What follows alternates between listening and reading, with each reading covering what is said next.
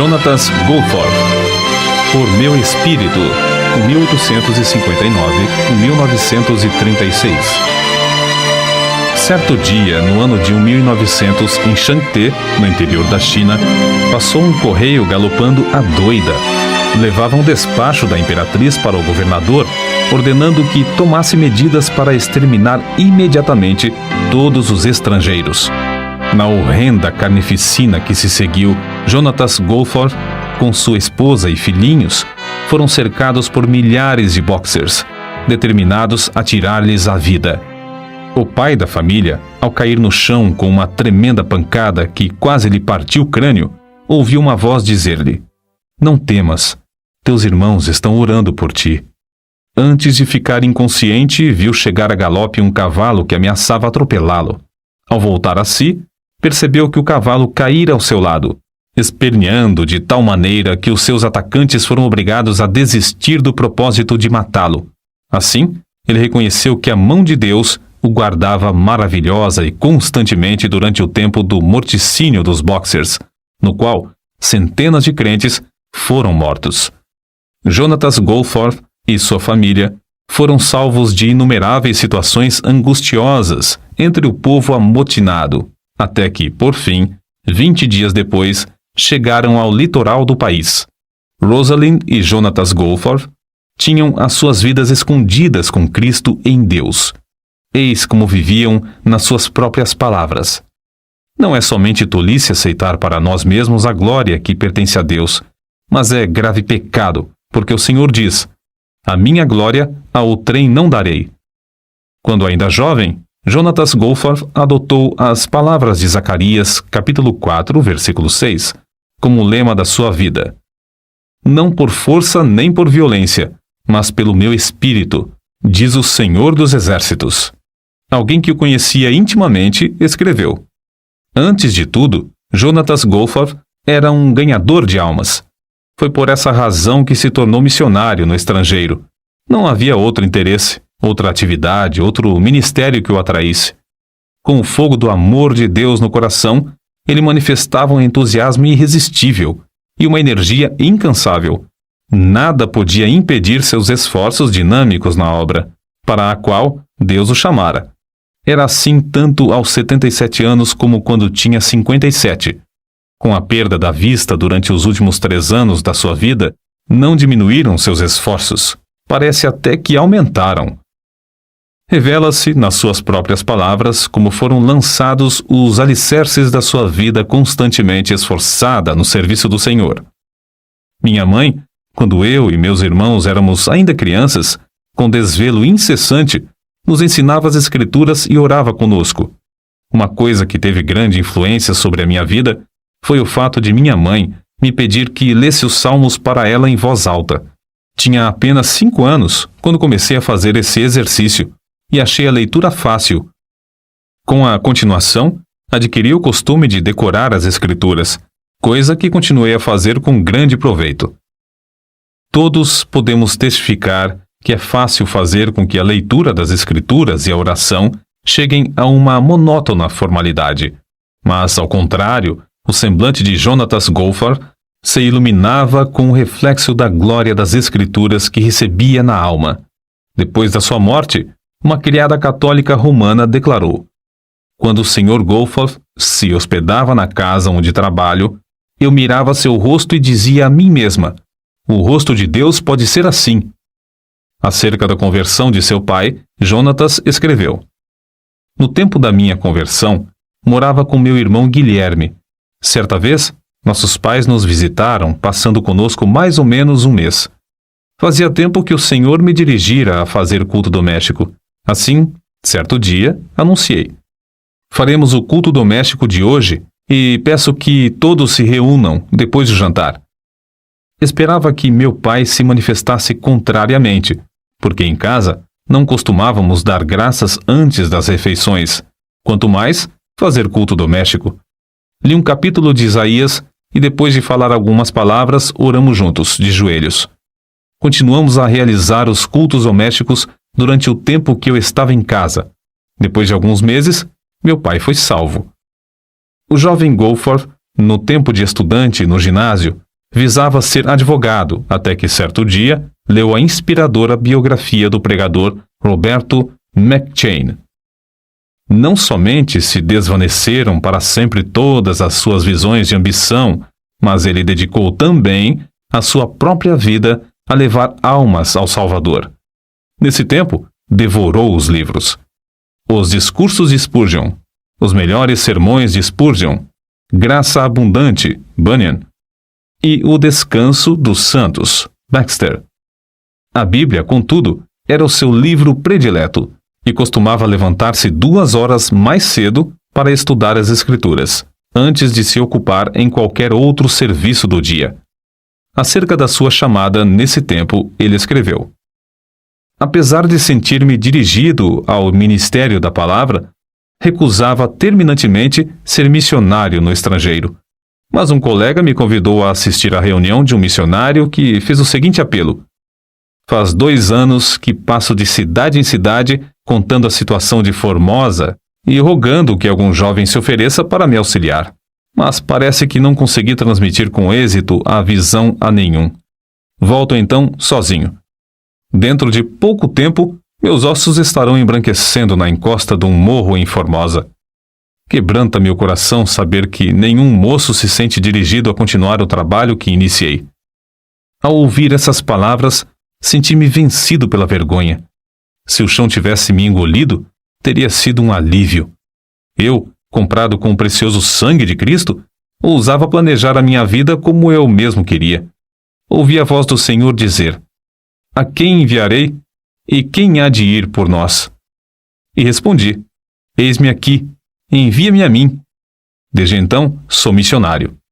Lia avidamente tudo o que podia achar acerca de missões no estrangeiro e me esforçava por transmitir aos outros a visão que eu alcançara, a visão dos milhões da terra sem oportunidade de ouvir um pregador.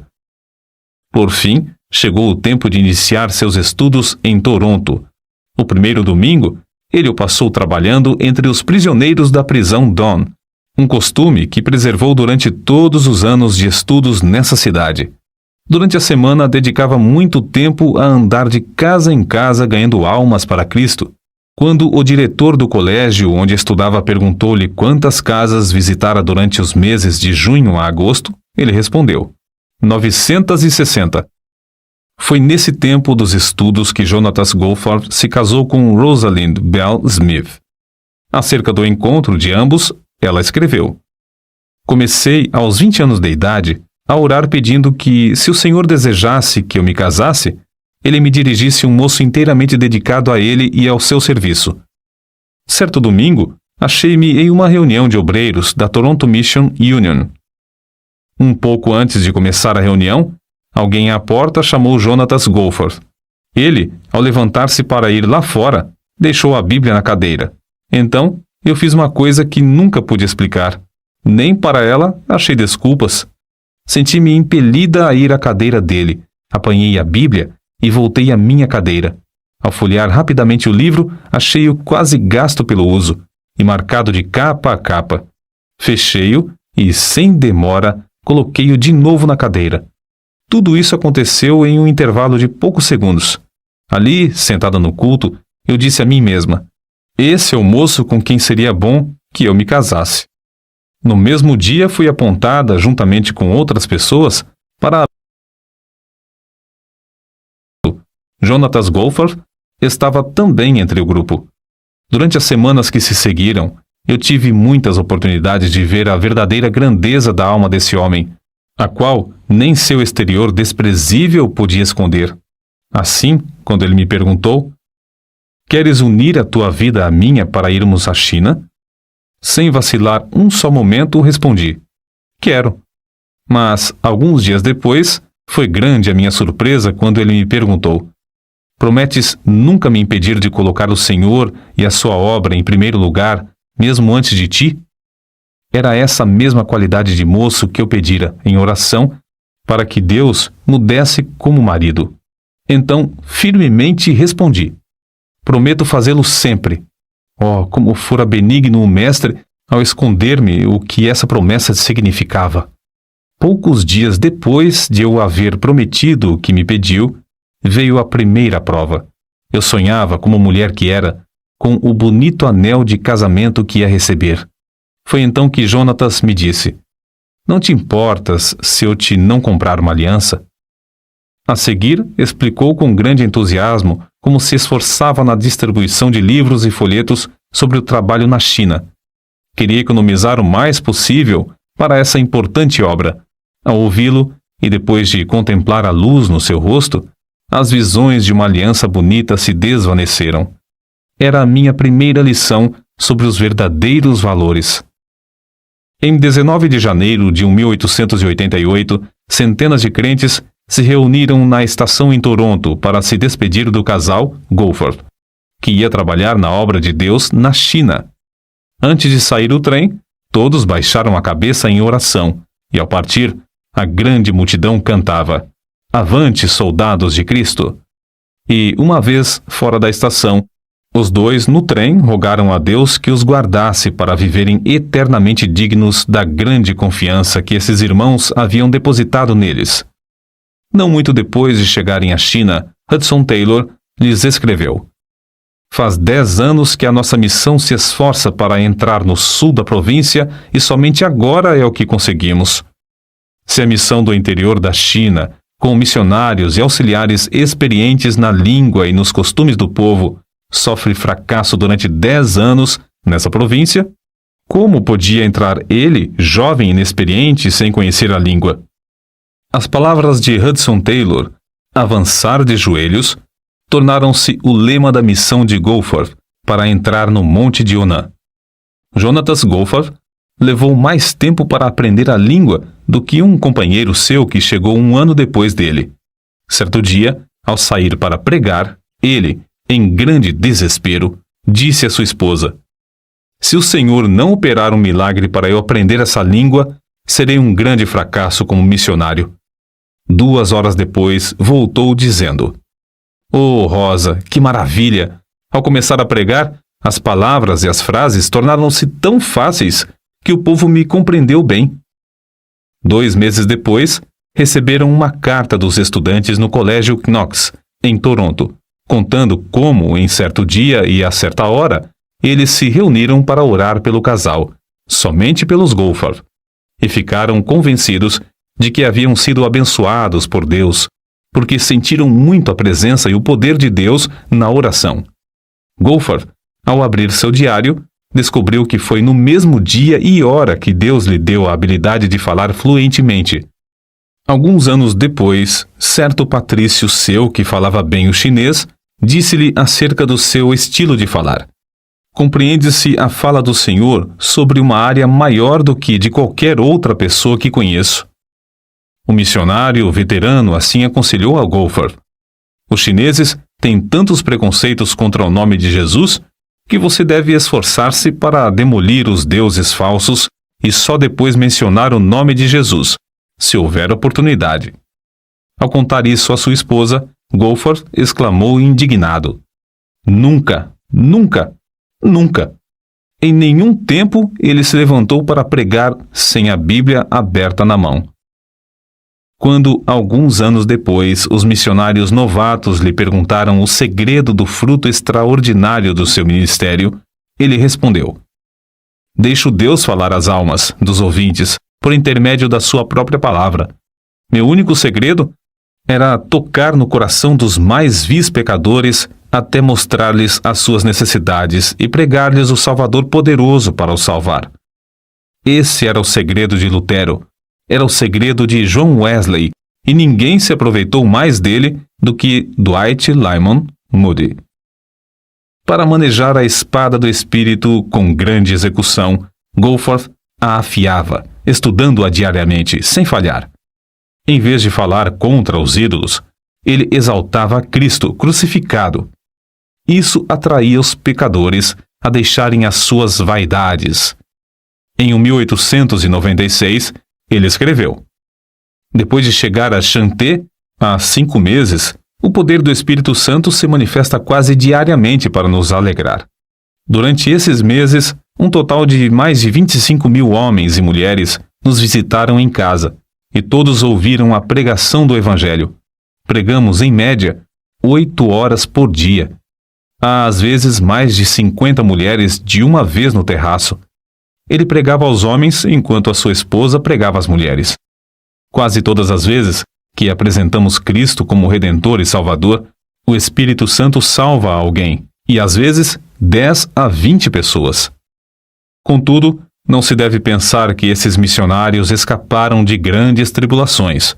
Não muito depois de chegarem à China, um incêndio destruiu todas as suas possessões terrestres.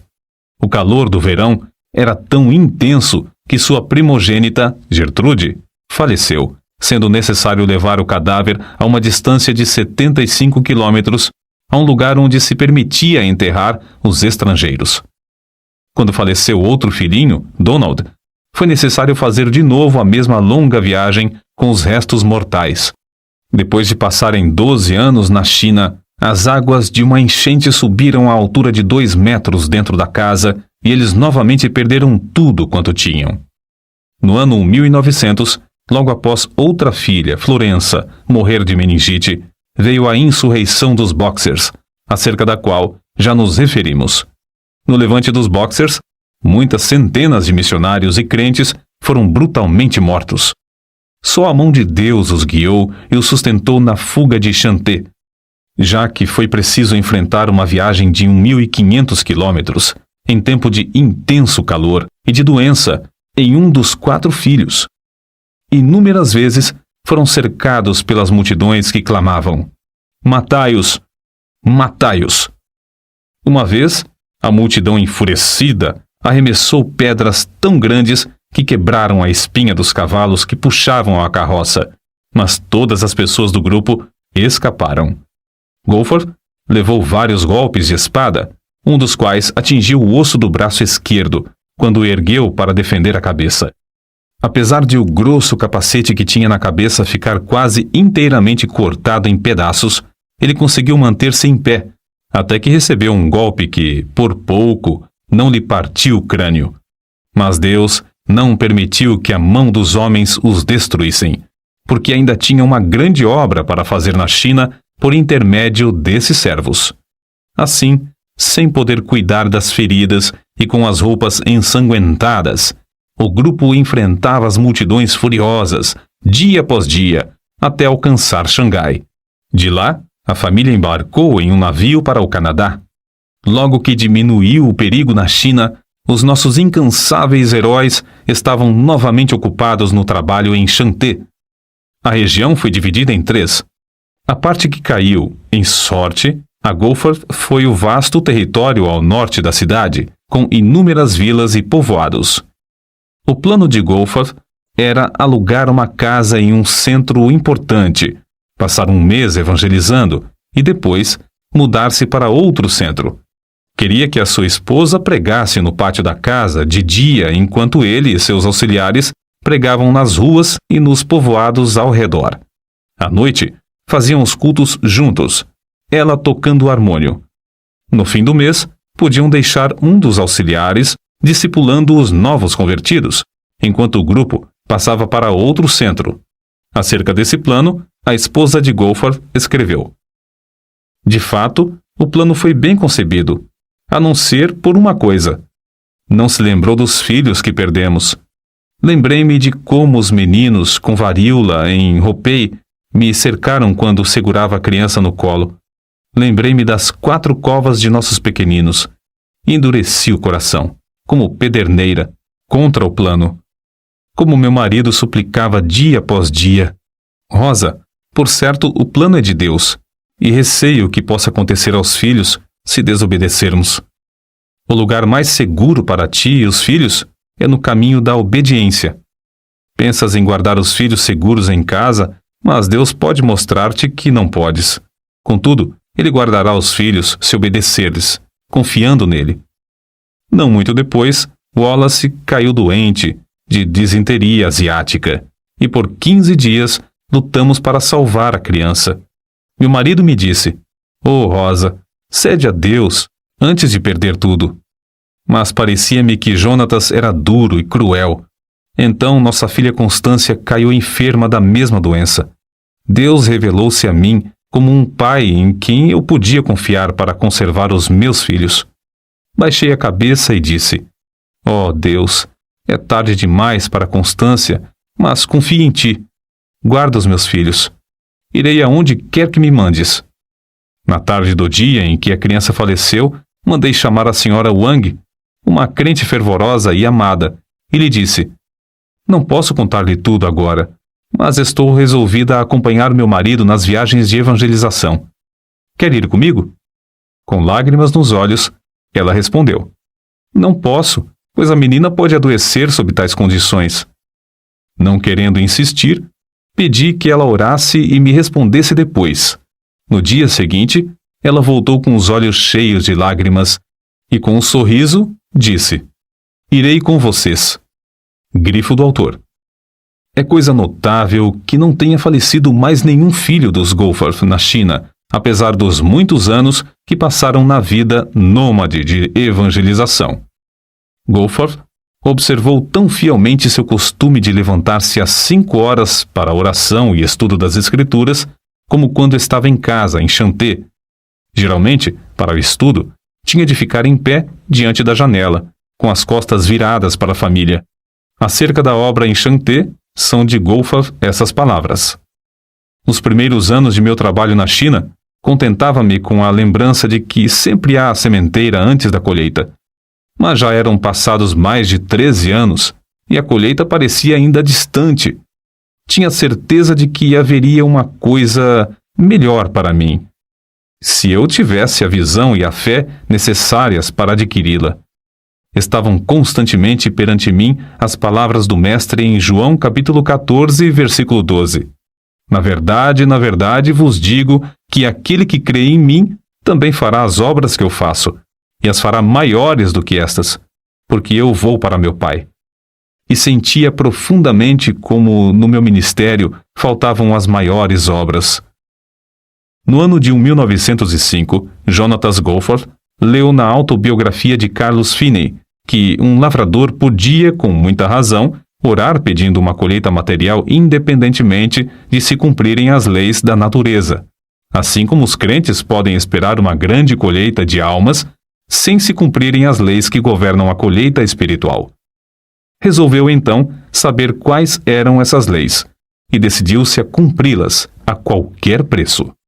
Fez um estudo a fundo e de joelhos sobre o Espírito Santo e escreveu as notas nas margens da sua Bíblia chinesa. Quando começou a ensinar essas lições aos crentes, houve grande quebrantamento, com confissão de pecados. Foi na grande exposição idólatra de Sun Yat-sen que Deus primeiramente mostrou seu grande poder no ministério de Goforth. Durante o sermão, um obreiro exclamou em voz baixa: "Esse povo está tão comovido pela pregação como a multidão no dia de Pentecostes pelo sermão de Pedro." Na noite do mesmo dia, um salão alugado e que não comportava toda a grande multidão pagã que queria assistir, Goforth pregou sobre o texto: "Levando ele em seu corpo os nossos pecados sobre o madeiro." Quase todos mostraram-se convictos do pecado, e quando o pregador fez o apelo, levantaram-se clamando: "Queremos seguir a esse Jesus que morreu por nós." Um dos obreiros presentes assim expressou o que viu: "Irmão, aquele a quem oramos durante tanto tempo para que viesse, veio de fato esta noite." Nos dias que se seguiram, pecadores foram salvos em todos os pontos de pregação e em todos os cultos. Acerca do avivamento que nesse tempo visitou a Coreia, um dos missionários escreveu sobre o que presenciou: "Os missionários eram como os demais crentes. Não havia alguém entre eles de talento extraordinário. Viviam e trabalhavam como quaisquer outros, a não ser nas orações. Nunca senti a presença divina como a senti nos seus rogos a Deus. Parecia que esses missionários nos levavam ao próprio trono no céu. Fiquei muito impressionado também ao ver como o avivamento era prático. Havia dezenas de milhares de homens e mulheres transformados completamente pelo fogo divino. Grandes templos, com assentos para 1.500 pessoas, ficavam superlotados. Era necessário realizar um culto para os homens e, em seguida, outro para as mulheres, a fim de que todos pudessem assistir. Em todos ardia o desejo de espalhar as boas novas. Crianças se aproximavam das pessoas que passavam pelas ruas, rogando-lhes que aceitassem a Cristo por seu Salvador. A pobreza do povo da Coreia era conhecida em todo o mundo. Contudo, havia tanta liberdade nas ofertas que os missionários não queriam ensinar mais sobre o dever de contribuir. Havia grande dedicação à Bíblia, quase todos levando um exemplar no bolso. E o maravilhoso espírito de oração permeava tudo. Ao voltar da Coreia, Goforth foi chamado à Manchúria. Mais tarde, ele escreveu: "Quando iniciei a longa viagem, estava convicto de que eu tinha uma mensagem de Deus para entregar àquele povo, mas não tinha ideia de como presidir a um avivamento. Sabia pronunciar um discurso e sabia levar o povo a orar, porém, nada mais sabia do que isso." Goforth teve um grande desapontamento ao chegar à Manchúria. Os crentes não oravam como lhe prometeram fazer e a igreja estava dividida. Depois do primeiro culto, ele, sozinho no seu quarto, caiu de joelhos em desespero. E Deus respondeu à sua insistência, enviando tão grande desejo de oração às igrejas e tão profunda contrição pelo pecado, que elas não somente foram purificadas de toda classe de pecado, inclusive dos mais horrendos crimes, mas os perdidos, em grande número, vinham e eram salvos. A senha do avivamento do ano de 1859 foi: "Necessário vos é nascer de novo." E a de 1870, "Crê no Senhor Jesus." Mas a meta de Goforth era: "Não por força nem por violência, mas pelo meu espírito." Zacarias capítulo 4, versículo 6. Que o Espírito Santo operava em vários lugares na Manchúria em resposta às orações insistentes e em face de embaraços de toda sorte, vê-se claramente no que ele escreveu acerca da obra na cidade de Niucheng. Ao subir ao púlpito, ajoelhei-me um momento como de costume para orar. Quando olhei para o auditório, pareceu-me que todos os homens, mulheres e crianças na igreja estivessem com dores de julgamento. As lágrimas corriam copiosamente, e houve confissão de toda espécie de pecado. Como se explica isso? A igreja era conhecida como igreja morta e sem mais esperança. Contudo, antes de anunciar sequer uma palavra, sem mesmo cantar um hino ou orar, começou essa obra maravilhosa. Não há outra explicação. Foi o Espírito de Deus que operou em resposta às orações das igrejas de Mukden, Liaoyang e de outros lugares na Manchúria, as quais haviam experimentado a mesma qualidade de avivamento e foram induzidas a interceder por sua pobre e necessitada igreja irmã. Jonatas Goforth, quando foi à Manchúria, era quase desconhecido fora do pequeno círculo da sua denominação. Depois de algumas semanas, quando voltou, os olhos dos crentes de todo o mundo estavam fitos nele. Contudo, permaneceu o mesmo humilde servo de Deus, reconhecendo que a obra não era dele, mas do Espírito de Deus. Shanxi é conhecida como a província dos mártires. Certo chinês, douto, contou a Goforth como presenciara nessa província, durante a insurreição dos Boxers, em 1900, de uma só vez a morte de 59 missionários. Todos eles encararam o carrasco com a maior calma. Uma mocinha de cabelos louros perguntou ao governador: "Por que devemos morrer? Os nossos médicos não vieram de países remotos para dar suas vidas para servir ao seu povo? Muitos doentes sem esperança não foram curados? Diversos cegos não receberam a vista? É por causa do bem que fizemos que devemos morrer?"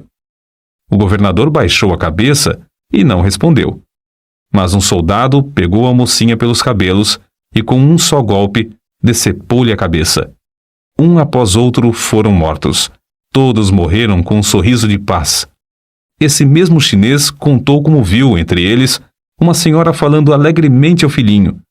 Com um só golpe, ela foi prostrada, mas a criança continuou a segurar-lhe a mão. Logo a seguir, outro golpe, e um pequeno cadáver jazia ao lado do cadáver da mãe. Foi a essa mesma província dos mártires que Deus enviou seus servos, os Goforth, 8 anos depois, e onde Jonatas presenciou o seguinte: Em Xuanxian, não muito depois de começar a falar, vi muitos dos ouvintes baixarem a cabeça, convictos, enquanto as lágrimas corriam-lhes pelas faces. Depois do discurso, todos os que experimentaram orar estavam quebrantados. O avivamento, que começou assim, continuou durante 4 dias. Houve confissão de toda a qualidade de pecados. O delegado regional se admirou grandemente ao ouvir confissões de homicídios, de roubos e de crimes de toda sorte. Confissões que só conseguiria arrancar deles, açoitando-os até quase os deixar mortos. Às vezes, depois de um culto de 3 horas ou mais, o povo voltava à casa para continuar a orar. Mesmo em horas tardias da noite, havia pequenos grupos reunidos em vários lugares para orar até quase clarear o dia.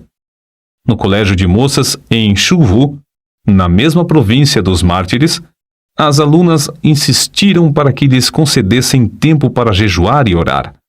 No dia seguinte, quando se reuniram de manhã para a oração, o Espírito caiu sobre elas e ficaram de joelhos até a tarde desse dia. Das centenas de exemplos evidentes da operação poderosa do Espírito Santo nos corações, dentre muitos outros lugares, citaremos aqui apenas os seguintes. Xanté. Quase 700 pessoas estiveram presentes pela manhã. Havia um fervor de homens se esforçando para ir à frente, de modo que Goforth só conseguiu pregar à tarde. O culto era contínuo, prolongava-se o dia inteiro, com intervalos para as refeições. Guangzhou. A igreja, com assentos para 1.400 ouvintes, não comportava as multidões. O Espírito Santo veio com poder extraordinário. Havia, às vezes, centenas de pecadores contritos chorando. 2 endemoniados foram libertos e se tornaram crentes fervorosos na obra de Deus. Em 4 anos, o número dos salvos aumentou de 2.000 para 8.000. Xuntefu. Inesperadamente, uma dúzia de homens começou a orar e a chorar, sem poder resistir ao poder do Espírito Santo. Velhos discípulos de Confúcio vinham à frente, quebrantados e humilhados, para confessar a Cristo como seu Senhor. Um total de 500 homens e mulheres foram salvos. Foi, talvez, a maior obra do Espírito Santo que eu tenha visto. Nanquim. A assistência foi de mais de 1.500 pessoas. Centenas que também queriam entrar não puderam e voltaram a casa. O culto da manhã durou 4 horas. O resto do tempo foi dedicado à oração e confissão de pecados. A massa de pessoas que desejava chegar ao estrado para confessar seus pecados foi tão grande que se tornou necessário construir outra escada. Subi de novo ao estrado, às 3 horas da tarde, para iniciar o segundo culto. Centenas de pessoas, nesse momento, começaram a vir à frente, e por isso eu não pude pregar. Às 9 horas da noite, 6 horas depois de iniciar o culto, fui obrigado a me retirar e embarcar para Pequim, onde os crentes me esperavam para outra série de cultos. Shantung. O avivamento foi tão grande que cerca de 3.000 membros foram acrescentados à igreja em 3 anos. Acerca dos cultos entre os soldados do general Feng, a esposa de Goforth escreveu: Desde o início sentimos a presença de Deus. 2 vezes, todos os dias, Goforth tinha auditórios de cerca de 2.000 pessoas, principalmente oficiais, que se mostravam grandemente interessados. A 3 cultos, às esposas foi permitido assistirem, e Deus me deu poder para falar-lhes. Quase todas declararam-se prontas a seguir a Cristo. O general Feng, ao experimentar orar, ficou quebrantado. A seguir, outros oficiais, um após outro, começaram a clamar a Deus entre soluços e lágrimas. Assim continuou a obra, ano após ano, geralmente com 3 cultos por dia, apesar de grandes obstáculos. No período da seca de 1920, 30 a 40 milhões dos habitantes ao redor encararam a morte pela fome. Em 1924, Goforth escreveu à sua esposa, forçada por doença a voltar ao Canadá. Completo hoje 65 anos. Oh, como cobiço, mais que qualquer avarento cobiça o ouro, 20 anos ainda para ganhar almas. Depois de completar 68 anos de idade e sua esposa 62, idades em que a maioria dos homens se afasta do serviço ativo, os dois foram enviados para um campo inteiramente novo na Manchúria. Dessa vez, um campo distante, vasto e frio, que se estende até as fronteiras da Rússia e da Mongólia. Acerca da sua partida, Goforth escreveu: certo dia, em fevereiro de 1926, minha esposa estava deitada esperando a chegada da assistência para levá-la ao Hospital Geral de Toronto. De repente, a campainha da porta e a do telefone tocaram simultaneamente. Pelo telefone, foram avisados de que não haveria lugar no hospital antes de 3 dias. Na porta, recebemos um cabograma do general Feng, da China, rogando que eu fosse sem demora. Nesse momento, eu disse à minha esposa: que farei? Não posso deixar-te. Todos pensávamos que ela não viveria muitos meses mais. Minha esposa, depois de orar, disse: vou contigo. Os membros da junta estavam reunidos na ocasião. Apresentei-lhes o cabograma do general Feng e concordaram que eu fosse. Mas quando os informaram de que minha esposa queria acompanhar-me, mostraram-se horrorizados, respondendo que ela morreria no caminho. Então eu lhes disse: os irmãos não conhecem essa mulher como eu. Quando ela diz que vai, ela vai. Assim, concordaram em que ela fosse. Durante muito tempo, avisados pelo cônsul do novo campo da Manchúria, viviam com as malas arrumadas a fim de partirem imediatamente no caso de haver um segundo levante dos Boxers, como todos esperavam. Contudo, desde o início, Deus honrou o serviço desses servos, conforme se lê no que ele escreveu na avançada idade de 70 anos. Realizavam-se 3 horas de pregação de manhã pelo grupo de missionários e 4 horas à tarde. Desde o primeiro dia, houve conversões. Às vezes, 12 em um só dia. Grande foi o nosso gozo ao vermos cerca de 200 pessoas aceitarem a Cristo durante o mês de maio. Havia muito tempo que diversos amigos insistiam em que ele escrevesse a história de como o Espírito Santo operava no seu ministério. Em tempo de intenso frio, viu-se obrigado a extrair os dentes. Durante 4 longos meses, sofreu dores cruciantes nos maxilares, a ponto de não poder pregar. Foi nessa época que seu filho menor chegou do Canadá. Goforth, então, conseguiu ditar a matéria para o filho datilografar. Dessa forma, foi impresso o livro Por Meu Espírito, obra de grande circulação e influência. Após 4 anos de serviço, foi-lhe necessário voltar ao Canadá por causa da vista de sua esposa. Foi durante esse tempo que Goforth também começou a perder a vista.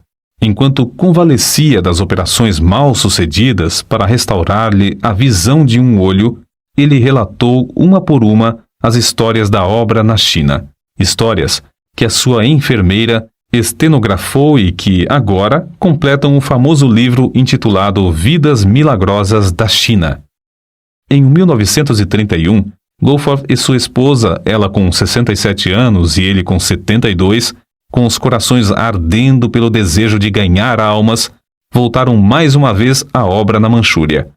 472 convertidos foram batizados em 1932. Um dia, Goforth voltou de uma viagem evangelística e entrou em casa às apalpadelas. Depois de ficar um momento ao lado da sua esposa, ele lhe disse em voz baixa: receio que a retina do olho esquerdo tenha saído do lugar. E assim tinha acontecido. A perda completa da visão era para ele uma tristeza, uma tragédia, sentida por todos. Ao mesmo tempo, chegou-lhes uma carta informando-os de uma redução tão grande no que recebiam para o sustento dos missionários e nas despesas das viagens evangelísticas, que parecia impossível continuar a obra. Foi a maior crise de toda a vida de Jonatas Goforth. Contudo, sem vacilar, olhou para Deus. A própria cegueira parecia mais uma bênção do que uma aflição. Os crentes mostravam-se mais ligados a ele do que antes. Vencendo o desânimo inevitável dos que perdem a vista, não cessou de pregar com a Bíblia que amava, aberta nas mãos. No ano de 1933, 778 convertidos foram batizados. Por fim, os Goforth cederam ao apelo dos crentes do Canadá a que retornassem à terra natal para animar as igrejas no envio de mais missionários. Durante os preparativos para a viagem, souberam que 966 convertidos foram batizados naquele ano, o 1934. O culto de despedida foi um dos mais comoventes em toda a história da obra missionária. O obreiro tão amado pelos crentes, agora, por causa da cegueira, não podia ver como tinham enfeitado o templo, mas eles bondosamente e com prazer lhe descreveram tudo acerca das muitas e lindas bandeiras de seda e veludo que cobriam inteiramente as 4 paredes do templo. Os pregadores que falaram o fizeram chorando.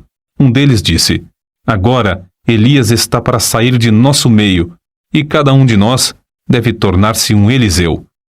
Na hora da despedida, havia uma multidão de crentes chorando na plataforma da estação. Goforth, sentado diante da janela do trem, com o rosto virado para aqueles crentes que tanto amava, mas não podia ver, continuava a fazer-lhes sinais com a cabeça, de vez em quando levantando os olhos para cima, indicando assim a bendita esperança de uma reunião no céu. Quando o trem partiu, os crentes, com os olhos cheios de lágrimas, tentaram acompanhá-lo, correndo paralelamente, a fim de conseguirem olhar mais uma vez para o rosto desses queridos missionários. Durante 18 meses, Goforth pregou a grandes auditórios no Canadá e nos Estados Unidos. Dia após dia, esse veterano estava em pé diante desses auditórios, com a sua amada Bíblia aberta nas mãos. Abria o livro aproximadamente na página que desejava e citava as passagens de cor durante o sermão. Isso ele fazia com tanta prática, tendo os olhos abertos, que era difícil crer que as não lia como outrora. O ponto principal de suas mensagens descobre-se nas palavras que lhe disse certo dia a sua esposa: "Querida, acabo de fazer um cálculo mental que prova com certeza qual o resultado de dar ao Evangelho a oportunidade de operar.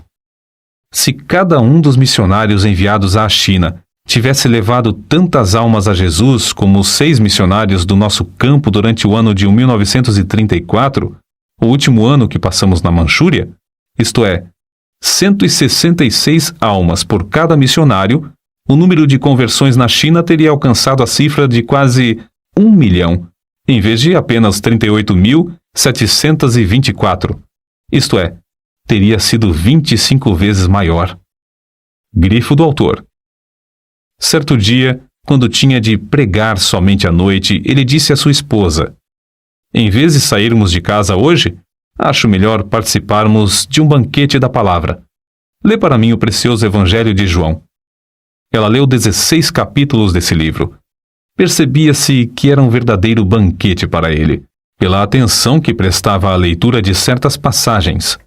Antes de falecer, tinha lido a Bíblia de capa a capa mais de 73 vezes. Na noite do dia 7 de outubro de 1936, Jonathan Goforth, depois de um discurso fervoroso e longo sobre o tema Como o Fogo do Espírito Varreu a Coreia, deitou-se tarde para dormir. Às 7 horas da manhã seguinte, a sua esposa levantou-se e vestiu-se.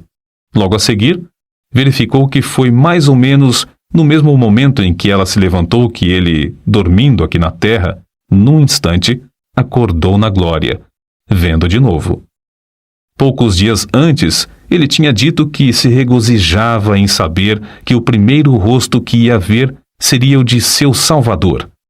5 anos e meio depois de Jonathan Goforth haver dormido no Senhor, Rosalind Goforth reuniu-se ao seu amado marido e companheiro de lutas. As últimas palavras que pronunciou foram estas: "O rei me chama, estou pronta." Dela também pode-se dizer, como foi dito a respeito dele: entregava-se à oração e ao estudo da palavra para saber a vontade de Deus. Foi esse amor pela leitura da Bíblia e a ininterrupta comunhão com Deus que lhe deram o poder de comover auditórios e convencê-los do pecado e da necessidade do arrependimento.